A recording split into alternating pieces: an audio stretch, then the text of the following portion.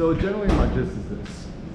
When it comes to morals and ethics, I encourage you to really follow a line and code of ethics where it kind of accords with your own personality and with your own personal beliefs. And you know, generally I think that, go on. Welcome.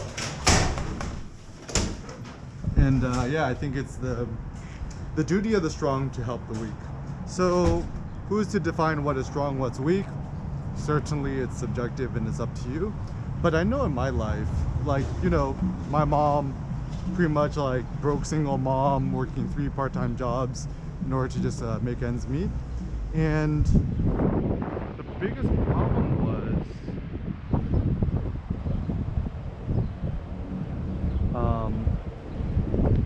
yeah, like my mom didn't have really the resources to become independent, and if it wasn't for all the people who helped my mom, you know, I certainly wouldn't be where I am today.